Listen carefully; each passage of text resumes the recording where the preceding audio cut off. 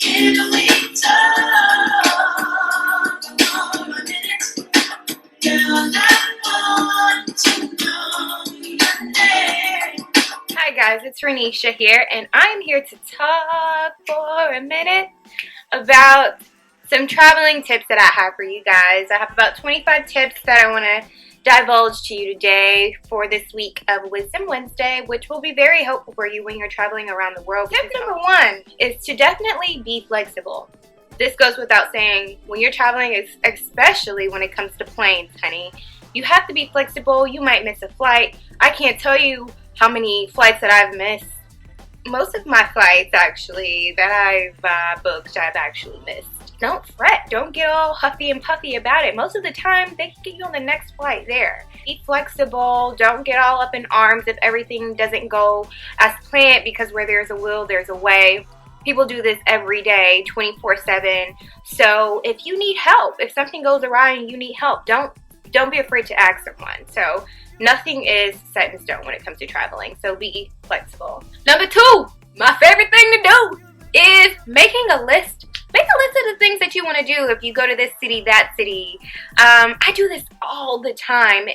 Even when it's like everyday life, like I literally write everything I want to do in a day. So definitely when I go traveling, I write out a list of places that like I want to go, people that are going with me. If they want to do something, I ask them what they want to do and I add it to that list, and then I'll create an itinerary for us. Like a daily list of things to do. Always be flexible, because it definitely can change. You might not be able to do everything in that one trip. Number three is to learn little phrases. So if you're going to a different country, especially, you need to learn little phrases like saying thank you, or please, or excuse me, hello, bonjour, gracias, de nada. Learning how to count, learning how to ask how are you, learning the proper habits of the culture, things that are normal, things that are not normal. That's very beneficial, because you don't want to wind up in jail because you shook someone's hand with your left hand and they view that hand as unclean. I don't know if you could end up in jail for doing that, but I know that in certain cultures, your left hand is used for wiping yourself, you know, when you go to the bathroom, and shaking the hand. It's not great. And it's actually very disrespectful to us left-handed people, which our left hand is our dominant hand, so we do a lot of things with our left hand. But anyways, so yeah, it's common to learn phrases like please, thank you, just so that you can not look like a deer in headlights.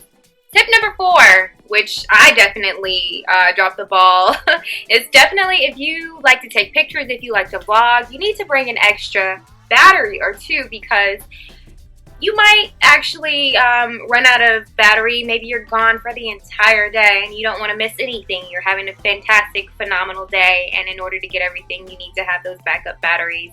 Oftentimes, you're not able to charge your camera's battery, and it is beneficial to have those backup batteries. I know that when we went to Miami for the first time, I completely forgot the battery. Like, yeah.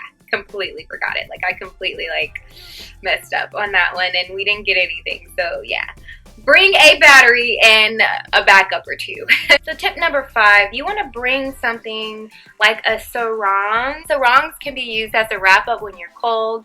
They can be used as a towel. They can be used as a curtain. They have multiple uses. It's great for beachy vacations, and it's just super light.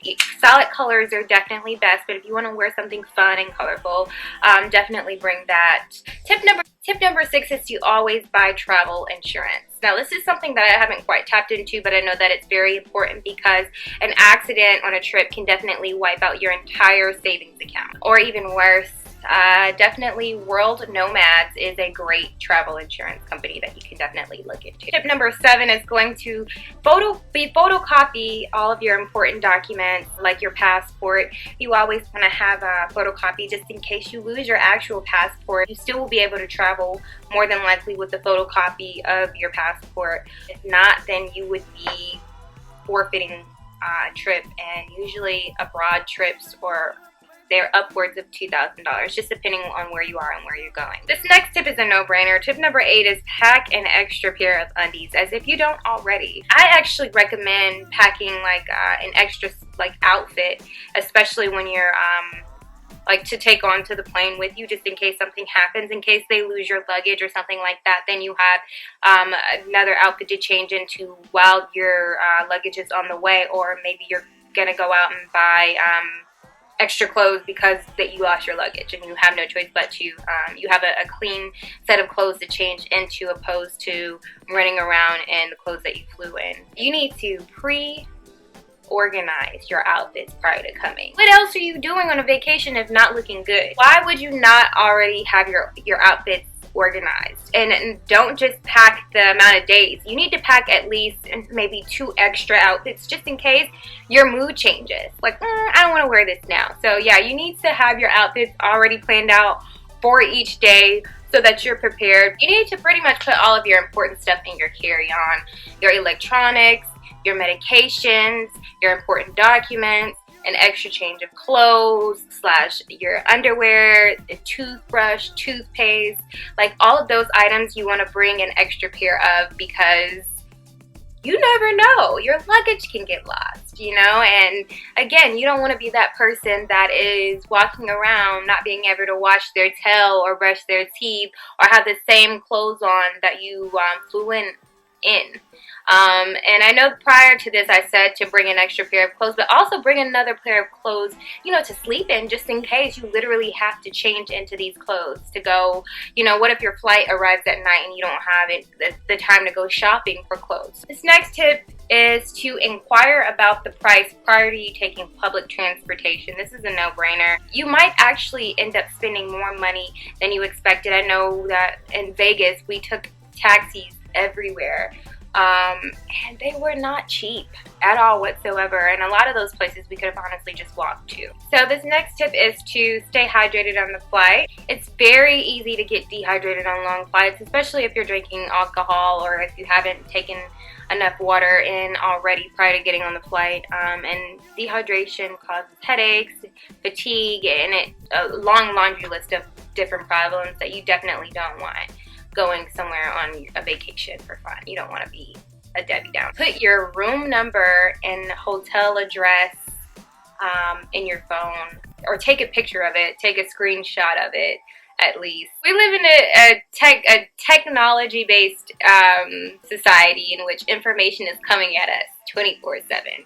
It's hard to remember everything, and it's a human mistake. It's natural for you to not remember everything. So to make it easier for yourself, yeah, save that information in your phone. That's a no-brainer. This next tip is great, and a lot of people are afraid of, you know, talking to other people, but ask the locals where the great bars are, where the great restaurants are, where do you go out and party. Like, you don't have to necessarily do everything that they say do. It's good to get their input because they live there. They know what is not all that great, and they know what is fantastic, you know. So definitely don't be afraid to ask the locals. They know where it is, you know. They want to help you out. Not everyone wants to hurt you. So this next tip is very important, and it is beware of public Wi-Fi. This is something that I was not aware of, but if you are on free Wi-Fi and you are entering important information like your passwords to your bank accounts or any account at that, these Wi-Fi networks can be hacked and your information can be stolen. And that's something that I was like, wow, that doesn't make any sense. I mean, it's Wi-Fi, but you are giving people access to your phone. This next one is a must, honey, and this is something that I do often, especially with Navy Federal, is alerting your bank whenever you travel. Your bank is out to help you, not trying to hurt you, but if you are always using your card in one state, and then all of a sudden your card is being used in another area, another location, another country, and you don't notify your bank prior to you leaving, your bank is more than likely going to freeze your account to prevent fraud, to prevent people from stealing your money. I know with Navy Federal, I can literally go onto their app and then select the dates and the location that I'm going to be in, notifying them so that they don't freeze my account. And I know other banks probably have the same thing. If you can't do it on an app, you can definitely call in and speak to a customer service representative and have them note that on your account so that your account does not get frozen, because that would suck, especially if you're on vacation. This next tip is very beneficial in keeping your health up to par, and this is definitely wearing sunscreen. You don't want to get cancer. I know that oftentimes when you're on vacation, you tend not to care about a lot of things, and your health is something that you should always care about. Even if you're on vacation and trying to have a good time, you still need to be aware that, hey, you have to come back to reality. This vacation isn't going to be forever. The next one is a no-brainer. If you have Instagram, you're probably already doing this. Take lots of photos, post them online. I know that Polaroids are coming back into, style now, and so take a bunch of pictures with different cameras, create a scrapbook, because these are memories that you're going to look back on and you're going to be like, wow, I did this, I did that, and you're going to absolutely love it. This next tip is to definitely not forget to bring lotion onto your carry-on. It's very simple, but just like it is easy to become dehydrated, it is also easy to become ashy. Be sure that in addition to bringing all of your other toiletry items, you are bringing lotion, baby, because you don't want those ashy ankles, those ashy feet, hands, whatever, to be shown. That is very embarrassing. Right, so you also want to make sure that you keep an open mind. When you travel to a different country or even a different part of the United States, people have different cultures, different customs. You don't want to be closed-minded as to offend someone, because that's very disrespectful. You want to keep an open mind, and you might end up learning something. This next step is to leave room for spontaneity. So although I did suggest creating an itinerary, you don't want to go by that itinerary to the T. You want to leave some room to do other things, because not everything is going to happen how you wrote it out on your list. For sure it's not. That's a given. So you want to leave room, because those are times when the best moments actually happen. This next tip, you are going to want to let someone know your plans, like i.e. your itinerary, when your flight is leaving, when your flight is landing, whenever you're getting to your hotel, your expected arrival time. You want to let someone know, just in case something happens, you're not there, or you didn't call at a certain time, they know to call you to check on you to make sure that everything is okay. And this is a very important step, because especially if you're traveling by yourself, you want to let someone know where you are and what you're doing.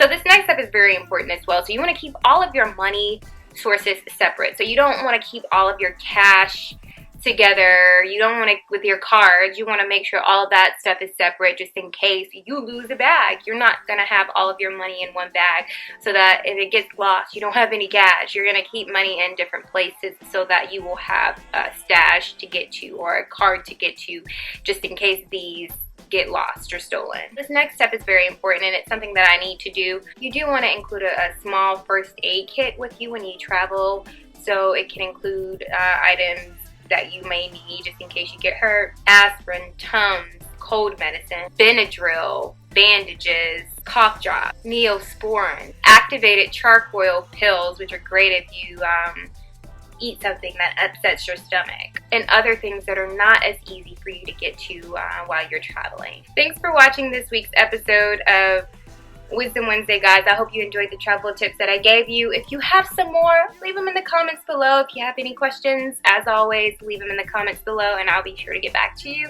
I love you so much, and I will see you next time. Boosh.